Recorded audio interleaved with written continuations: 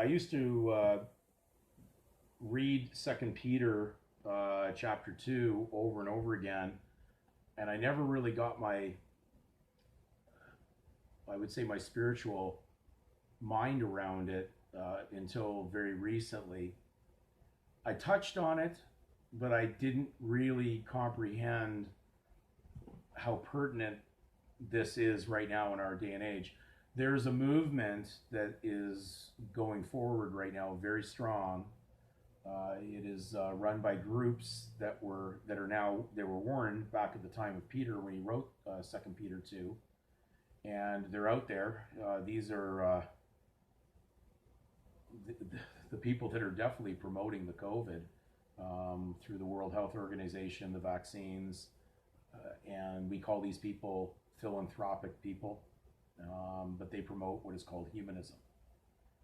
It is a very bad teaching, and that's why the word human is definitely one of their key words that they've got mingled into your vocabulary, especially in the 20th century. It is so commonly used by the commoners that they now think it means man or woman, which it doesn't. It's their legal version of a man or woman, and you've got to get that word out of your vocabulary, because if you don't, then you're going to be trapped and deceived with that word. So I don't want to hear about human rights. There's a whole guy who does whole videos on human rights that he's going to show you how to escape through human rights.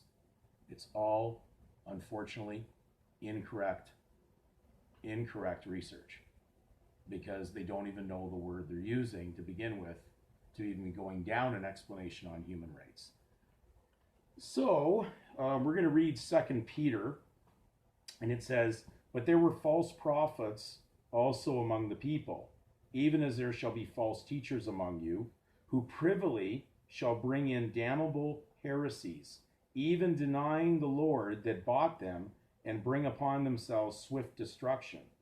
And many shall follow their pernicious ways, by reason of whom the way of truth shall be evil spoken of. And through covetousness shall they with feigned words make merchandise of you, whose judgment now of a long time lingereth not, and their damnation slumbereth not." Now we're going to just go very quickly into this. When it says here that they, through covetousness, shall they with feigned words make merchandise of you. If you've looked at the previous videos, and if you go into Black's 10th on the term fictio, which was dealing with fictitious titles that were placed upon the people for the purpose of identifying them or bringing them into the Roman jurisdiction of civil law, in brackets beside fictio was to feign. We've gone over this probably through hundreds of videos. From the beginning, they said, "Dan, you're just so redundant. You keep on saying that surname over and over again." I was trying to wake you up to the Roman fiction, the civil law that you're operating under. And unfortunately, many are still not comprehending the message. And they complain about how their legal fiction name isn't working good for them, how it's bringing them mortgage payments every month, how it's bringing them problems in the courts under power of the devil, power of attorney. It's because you're not reading the scripture with spiritual eyes. And if you do not go into the scripture, you're never going to escape what's coming, because there is a bad damnation coming to all those who followed the sin of Adam and became part of his damnations. So they are turning you into merchandise with that fictio. Of course, they're trade names. We already know that. These surnames are brand names for the purposes of trafficking in commerce in the public, so that they collect public tax on it. That's how that system operates. So if you're a member, you require one. If you're going to be a legal member, you require to have a legal surname. It's that simple. We've gone over it and over and over it. So when you're in their sandbox, with your consent to merge the two together, you're going to basically be stabbed over with many legal monetary pains because of it. So in the scripture here, they were talking about those that would do that, and it says that they were damnable heresies. What were these damnable heresies, these ones that would turn you into merchandise, that were false prophets? Well, clearly, they didn't hide who they are. If you want to pay to get through a gate, you go through Bill Gates. He's one of them.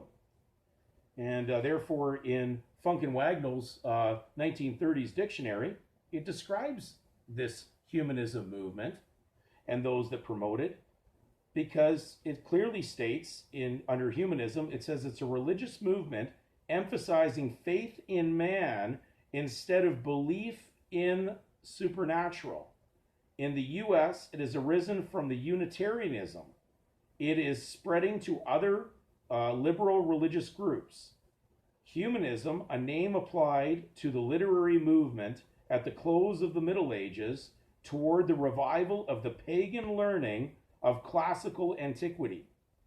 The humanists divided into two divergent schools, one of which sought to engraft the classical learning on the tree of Christianity, while the others endeavored to revive the literature of classical antiquity and the pagan spirit of the ancient heathen cults.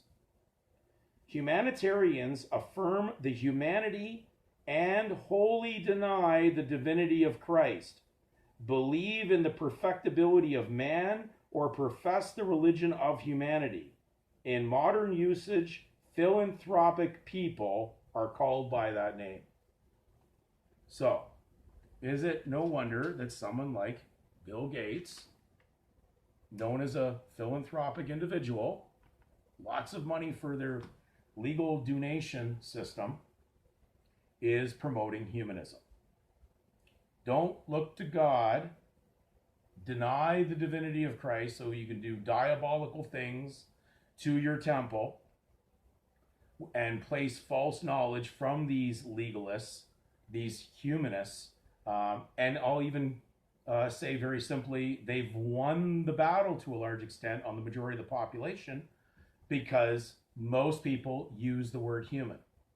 They're comfortable with it, and they even claim my human rights are being violated. Well, that is beyond sick when you realize that if you're a believer in the Bible, and especially a Christian who would be looking to the Bible writers like Peter, would have realized that these were warned about. This is as pertinent as it was then as it is now. Peter warned way in advance about these people and what they would do with feigned words. So, of course, the legalists also place in, you need a legal surname to participate in their trafficking of money. So they can basically operate in your temple, in your head, which they've got into. These people, of course, simply have implanted words that have power. And these spells, once they enter you and you allow them in by your consent, deceived or not, but if you've allowed them in, you will be basically affected by the virus that enters you through it. Just as simple as the people protesting about not getting a vaccine and saying, I'm not going to allow that to happen. But they've allowed a much worse virus into their body, which is legal, contaminated propaganda from Satanists. And that's what these people are promoting. So they're there to say, don't believe in God, do not believe in his son, deny that, and that's why they issue birth certificates, because legal is the opposite to grace. So if you are a legal participant, you've already, just in theory and by action, are denying Jesus Christ. And that's why surname is defined as name over and above the Christian name, which is a heresy or a blasphemy. It says it is superior to Christ. That is blasphemous. And that's why in the book of Revelation, it says that harlot is full of names of blasphemy. Of course she's full of names of blasphemy. Print child's name in full blasphemy with a legal surname.